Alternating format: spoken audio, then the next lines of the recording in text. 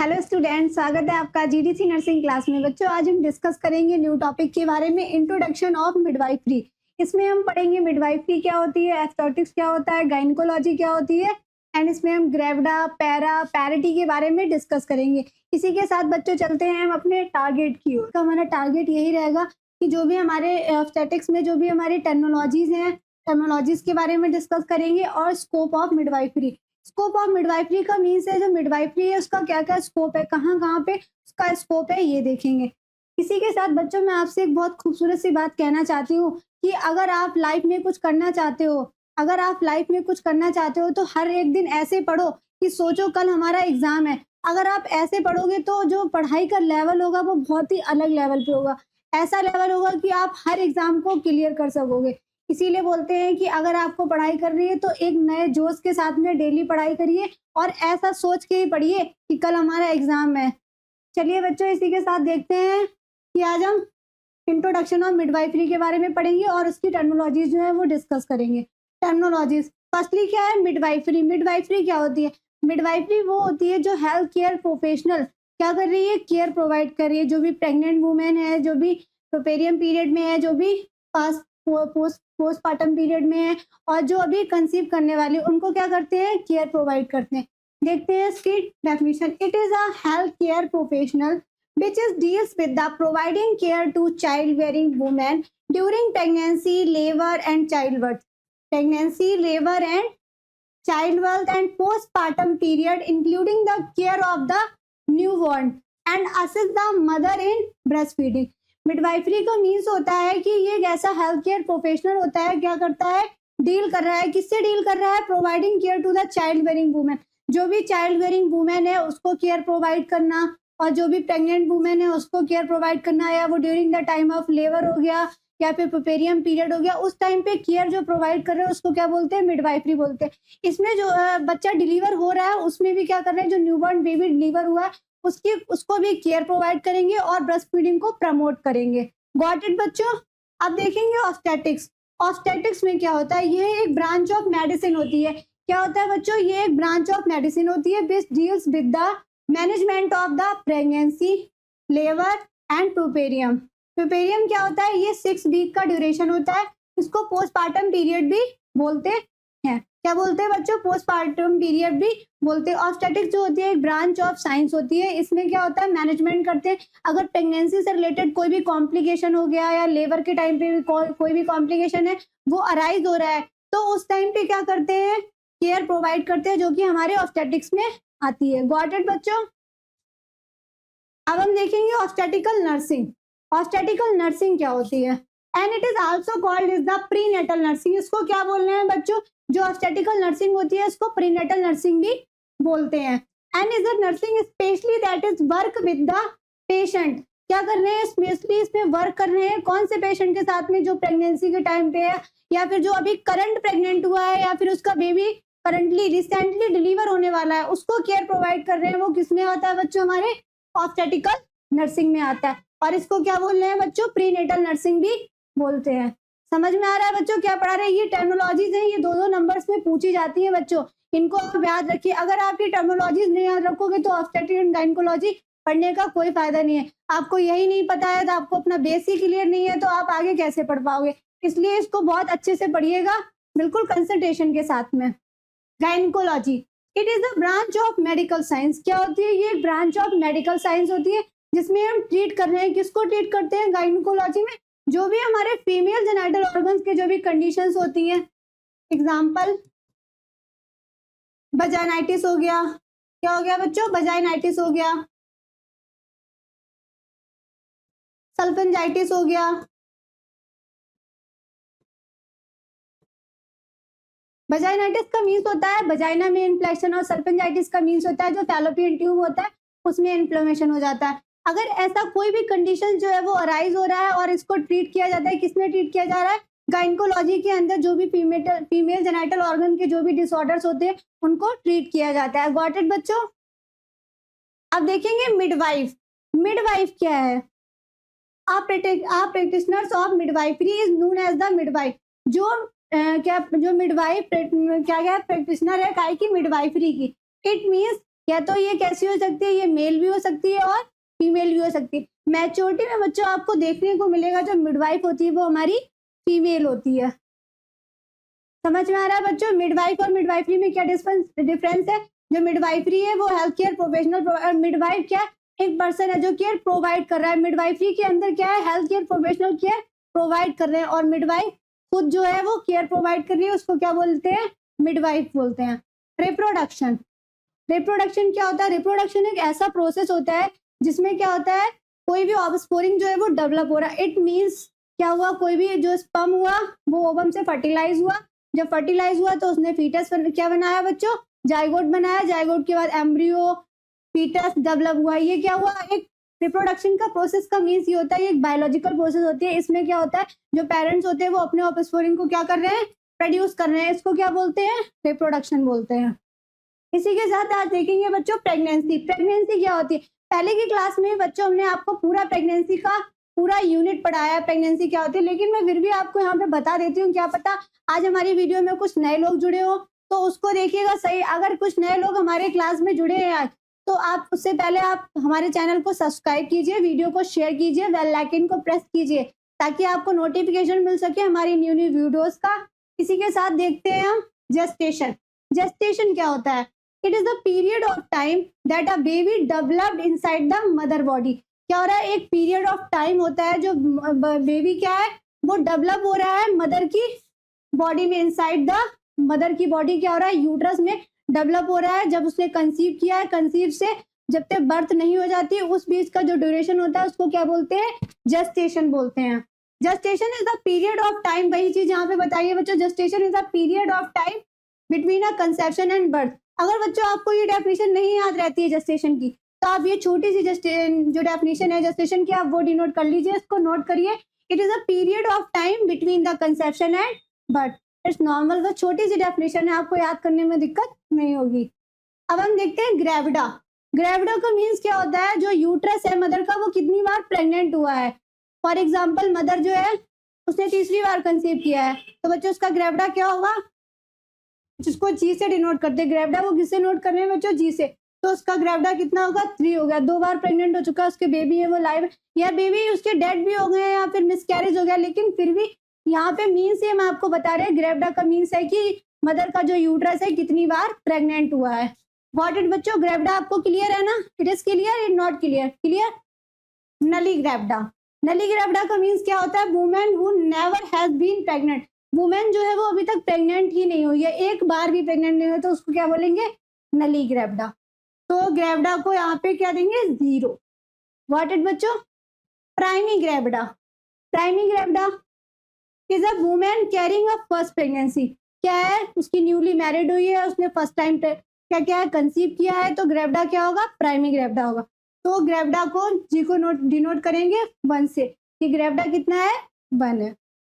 Multi gravida, baby multi gravida is also carrying a pregnancy more than 1। It means second baby है, third baby है, fourth baby है, तो वो किस में आएगा, मल्टी ग्रेविडा। इट मींस जो मदर है उसने दोबारा कंसीव किया है, तिबारा कंसीव किया है या फिर चौथी बार कंसीव किया है, तो यहाँ पे हमारा ग्रेविडा क्या आएगा, 4 आएगा।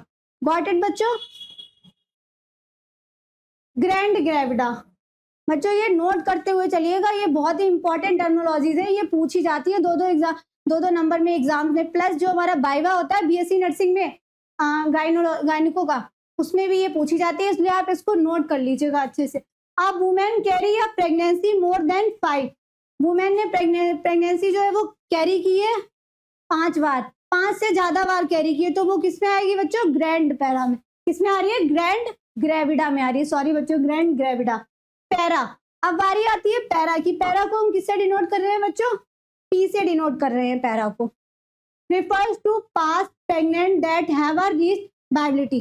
पैरा का मीन्स होता है कि जो मदर है वो सेकंड टाइम प्रेग्नेंट हुई है, फॉर एग्जांपल कि वो सेकंड टाइम प्रेग्नेंट हुई है, उसका एक बेबी जो है वो लाइव है और सेकंड टाइम प्रेग्नेंट हुई है, उसकी जो प्रेगनेंसी है सेकंड टाइम की वो 28 वीक्स तक ही 28 वीक्स तक पहुंच गई। 28 वीक्स को क्या बोलते हैं, वायबिलिटी पीरियड बोलते हैं।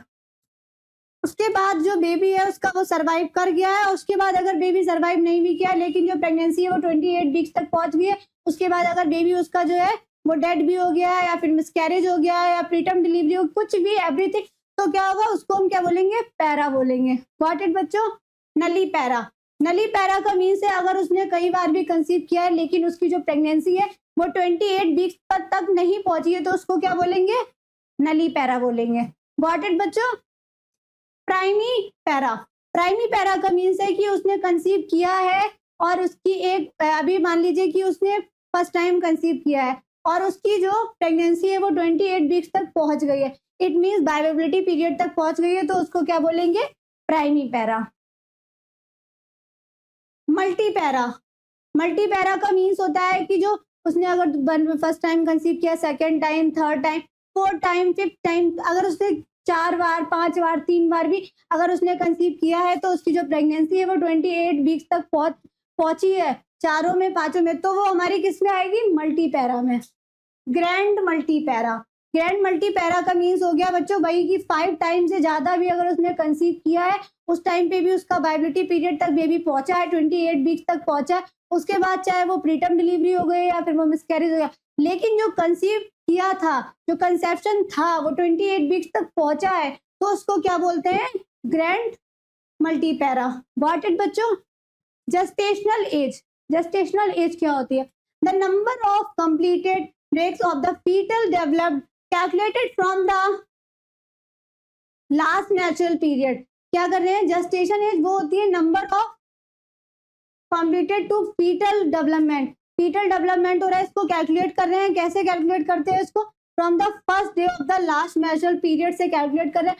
मान लीजिए कि जो हमारा लास्ट नेचुरल पीरियड की डेट है वो हमारी आज की रही हो, तो आज से अगर 1 वीक के लिए हम क्या कर रहे हैं, कैलकुलेट कर रहे हैं, तो वो क्या आएगी, हमारी जेस्टेशन एज के अंदर आएगी। बोलते हैं कि अगर एंटीनेटल चेकअप के लिए जाते हैं तो जेस्टेशनल एज जो होती है वो डॉक्टर निकालती, पूछती है कि आपका कितने मंथ का बेबी है, कितने वीक्स का बेबी है, तो वो हमारा किस में आता है, जेस्टेशनल एज में आता है। Elderly primi gravida. Elderly primi gravida का मीन्स होता है जो मदर है उसने कंसीव किया है, कब कंसीव किया है, आफ्टर या फिर अब 35 ईयर, 35 ईयर में उसने फर्स्ट टाइम कंसीव किया है, तो वो हमारा एल्डरली प्राइमी ग्रेविडा में आता है। गॉट इट बच्चों? आपको टर्मिनोलॉजीज क्लियर हुई या नहीं हुई? क्लियर हुई ना?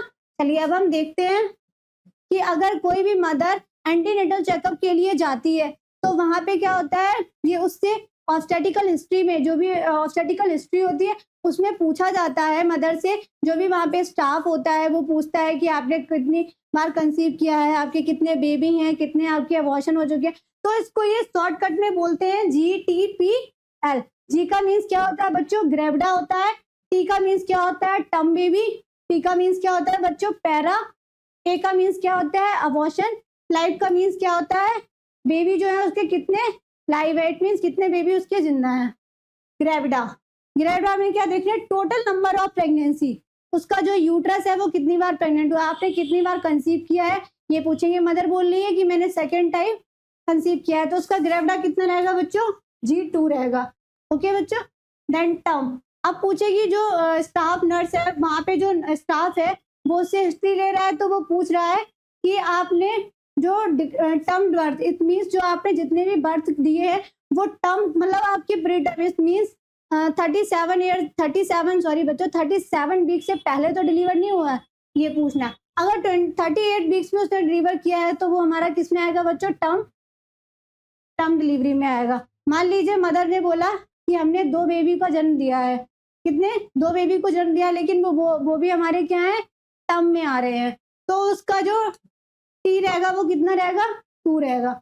देन प्रीटर्म, अब पूछे नंबर ऑफ प्रीटर्म डिलीवरी, कितनी नंबर ऑफ प्रीटर्म डिलीवरी ने, फॉर एग्जांपल मदर ने बोला कि हमारे 3 बेबी है और एक जो बेबी है वो 37 वीक्स के बाद हुआ था, लेकिन जो दूसरा बेबी है वो भी 37 वीक्स के थे, तो तीसरा बेबी है वो 28 वीक्स के बाद और 37 वीक्स से पहले हुआ है, तो वो जो आएगा वो किस में आएगा, हमारा प्रीटर्म में आएगा।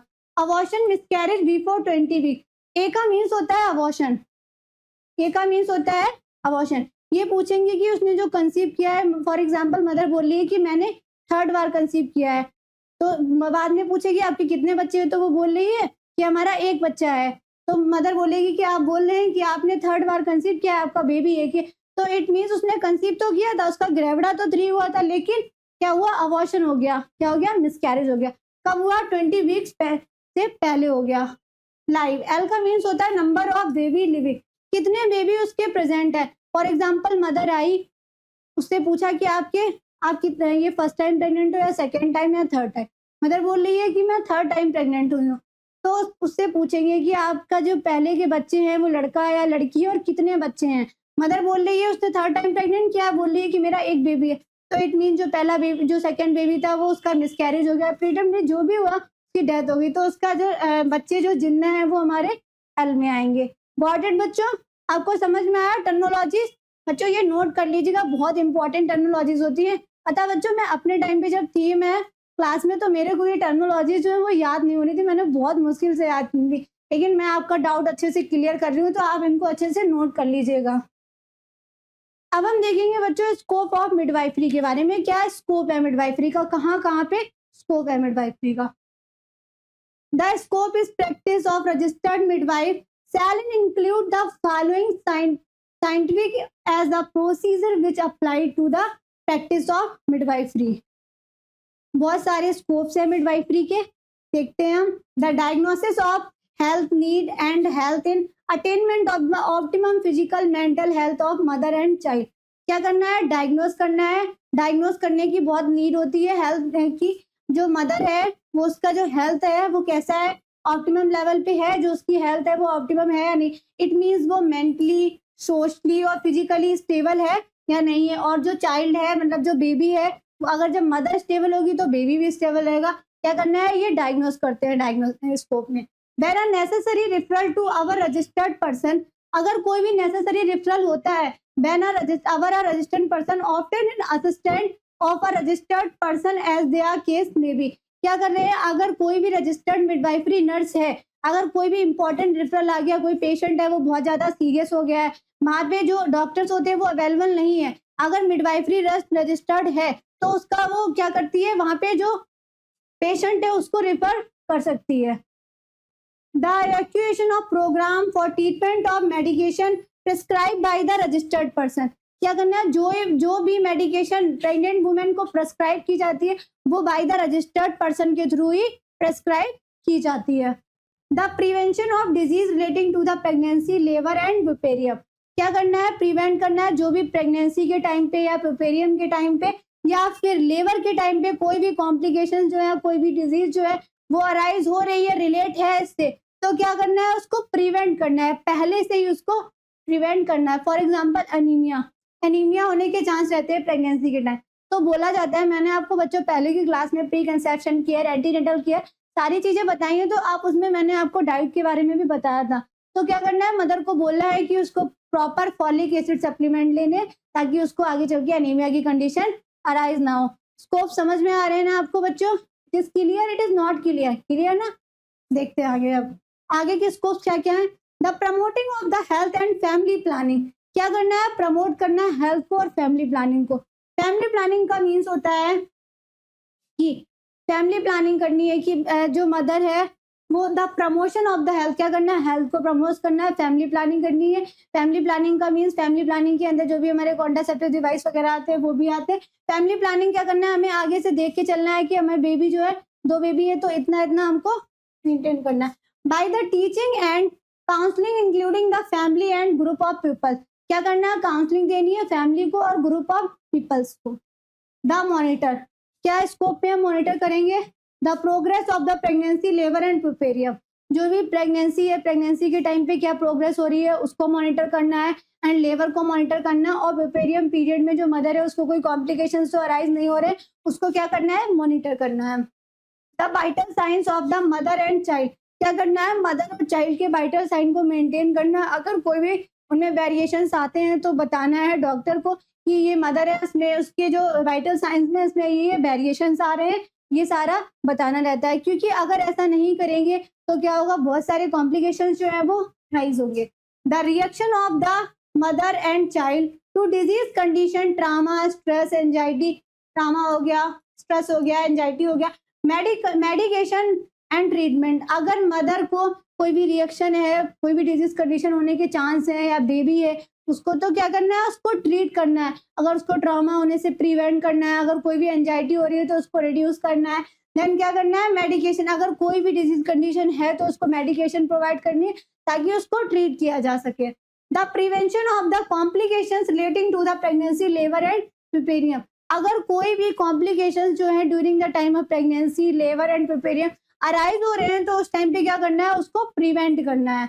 The administration of the medication to the mother and child, क्या करना है, एडमिनिस्ट्रेट करना है मेडिकेशन को to the mother and child को। अगर उसमें कोई भी डिजीज कंडीशन या कोई भी प्रॉब्लम है, डॉक्टर ने प्रिस्क्राइब किया है तो ही एडमिनिस्ट्रेट करना है। विदाउट डॉक्टर प्रिस्क्रिप्शन आप कोई भी मेडिकेशन मदर को ना दें। अगर ऐसे टाइम पे, प्रेगनेंसी के टाइम पे अगर कोई भी मेडिकेशन विदाउट डॉक्टर की प्रिस्क्राइब के अगर दे रहे हैं तो वो क्या करती है, जो प्लेसेंटल बैरियर होता है उसको क्रॉस कर जाती है और बेबी को क्या करती है, पैक करती है। The promotion and maintenance of the hygiene, क्या करना है, प्रमोशन करना है, मदर को हेल्थ एजुकेशन देनी है according regarding the nutritional status and health के रिगार्डिंग, और मेंटेन करना हाइजीन को। अगर हाइजीन को मेंटेन करते हैं तो इन्फेक्शन होने के जो चांस होते हैं वो बहुत ही ज्यादा कम रहते हैं। And physical comfort and restoration of the mother and child, क्या करना है, उसको physical comfort, it means mother को बोलना है during the time of pregnancy उसको लूज क्लॉथिंग जो है बेयर करने हैं ताकि वो अपने आप में कंफर्टेबल फील करे। The promotion of exercise including antenatal and postnatal exercise and sleep, क्या करना है, प्रमोशन करना है, बोलना है मदर को कि उसको during the time of pregnancy या कंसीव करने से पहले उसको क्या करना है, एक्सरसाइज करनी है, योगा करना है, मेडिटेशन करना है ताकि वो अपने माइंड को रिलैक्स कर सके और अपने मेंटल स्टेटस को मेंटेन कर सके। And including the antenatal and postnatal exercise and sleep, और उसको बताना है एंटीनेटल और पोस्टनेटल एक्सरसाइज के बारे में, और उसको क्या बोलना है, उसको प्रॉपर स्लीप लेनी है। बच्चों मैंने पहले की क्लास में आपको बताया था कि जो स्लीप होती है वो मदर को बोलना है कि उसको नाइट में पूरे 1 घंटे की स्लीप रहनी रहती है और मिड डे में उसको 2 आवर की स्लीप लेने के लिए बोलना है। The supervision and maintenance of the fluid, electrolyte and acid base balance of the mother and child, क्या करना है, सुपरवाइज करना है, इट मीन्स क्या करना है, देखना है और मेंटेन करना है मदर के इलेक्ट्रोलाइट को, एसिड बेस बैलेंस को, जो भी सोडियम पोटेशियम आयंस होते हैं उसको क्या करना है, मेंटेन करना है ताकि मदर और चाइल्ड की हेल्थ जो है वो मेंटेन रहे। The facilitation of the healing of bones and protection of the skin and maintenance of the sensory functions in the mother and child, क्या करना है, अगर मदर को कोई भी ट्रॉमा हो गया है या फिर कोई भी कंडीशन जो है इसको अराइज हुई है तो क्या करना है, मदर को बोलना है कि अपने जो क्या करना है उस चीज़ों से प्रोटेक्ट करना है। अपनी स्किन, कोई भी यूवी रेस जो होती है वो स्किन पे आके डायरेक्ट इफेक्ट करती है तो क्या करना है, उसको प्रिवेंट करना है। आपने देखा होगा बच्चों during the time of pregnancy जो MRI CT स्कैन जो एक्सरे होता है बहुत ही कम चांस होते हैं डॉक्टर करा, क्योंकि जो यूवी रेज होती है वो डायरेक्ट फीटस पे पड़ती है और क्या करती है, कॉम्प्लिकेशन जो है वो राइज करती है। The facilitation maintenance and there necessary improvement of the nutritional status of the mother and child, क्या करना है, मदर को न्यूट्रिशन इंटेक करने के लिए बोलना है ताकि वो अगर अच्छे से न्यूट्रिशन इंटेक कर रही है, अच्छे से फॉलिक एसिड सप्लीमेंट ले रही है, न्यूट्री डाइट ले रही है तो उससे क्या होगा, जो बेबी होगा और जो मदर होगी उसका जो न्यूट्रिशन स्टेटस है वो इम्प्रूव रहेगा। क्योंकि during the time of pregnancy क्या होता है बच्चों, फिजियोलॉजिकल चेंजेस में हमने पढ़ा था कि बहुत सारे चेंजेस जो होते हैं बॉडी में अकर होते हैं और जो नॉर्मल डिमांड होती है बॉडी से उससे क्या हो जाती है, डबल हो जाती है, क्योंकि एक फीटस का डेवलपमेंट हो रहा है मदर की बेबी में, एक ह्यूमन बीइंग है उसको प्रोड्यूस करेगी। इस वजह से क्या होता है, बोलते हैं कि उसको अच्छे से डाइट यानी डबल डाइट जितना वो ले रही है लेकिन उसको प्रेगनेंसी के टाइम पे उतना ही को डबल इनटेक करना है। इसी के साथ the promoting of breast feeding, क्या देखेंगे, प्रमोट करना है ब्रेस्ट फीडिंग। बच्चों जो ब्रेस्ट फीडिंग होती है बहुत ज़्यादा इंपॉर्टेंट होती है न्यूबॉर्न बेबी के लिए, क्योंकि जो न्यूबॉर्न बेबी होता है अगर वो मदर का ब्रेस्ट मिल्क फीड कर रहा है तो उसमें बहुत सारे एंटीजेंस जो होते हैं, एंटीबॉडीज जो होती है वो प्रेजेंट होती हैं और बेबी को इन्फेक्शन से लड़ने के लिए हेल्प करती है, प्लस उसकी हेल्थ को भी क्या करती है, मेंटेन करती है। जो ब्रेस्ट फीडिंग होती है इसमें बोला गया है इंक्लूसिव ब्रेस्ट फीडिंग के बारे में, इसमें बताया जाता है कि अंटिल 6 मंथ तक क्या होता है, डिलीवरी डिलीवरी कह रहे हैं, ब्रेस्ट फीडिंग करानी रहती है। The stabilisement and maintenance of the an environment in which physical mental health and mother and child is promoted, क्या करना है, स्टेबलाइज करना और मेंटेन करना एनवायरनमेंट को, ताकि जो मदर है और जो उसके साथ जो बेबी है उसका जो हेल्थ स्टेटस है वो इम्प्रूव रहे। अगर कभी-कभी क्या होता है बच्चों, कुछ घर में अगर मदर प्रेग्नेंट होती है तो उसको बहुत सारे स्ट्रेस हो जाते हैं। अगर उनके घर में लड़ाई झगड़े हो रहे हैं तो मदर जो होती है बहुत ज़्यादा स्ट्रेस हो जाती है। अगर मदर स्ट्रेस हुई है तो इफ़ेक्ट जो होते हैं वो बच्चों को ही पड़ते हैं, तो इससे जो बेबी होता है उसमें कॉम्प्लिकेशंस जो होते हैं अराइज़ होते हैं जब बेबी डिलीवर होता है उसके बाद। Preparation for assistance with operating diagnostic and therapeutic act for the mother and child. अगर कोई भी कंडीशंस अराइज हुई तो पहले से ही प्रिपेयर करके रखना है, डायग्नोस्टिक टेस्ट करा सके ताकि और थेराप्यूटिक ट्रीटमेंट जो है मदर और बेबी को प्रोवाइड करे अगर कोई भी कॉम्प्लिकेशन जो है वो अराइज हुए। इसी के साथ बच्चों आज की क्लास हम यहाँ पे फिनिश करते हैं। आगे की क्लास को देखने के लिए आप हमारे चैनल को सब्सक्राइब कीजिए, बेल आइकन को प्रेस कीजिए ताकि आने वाले नोटिफिकेशन आप तक पहुंच सके। Thank you class.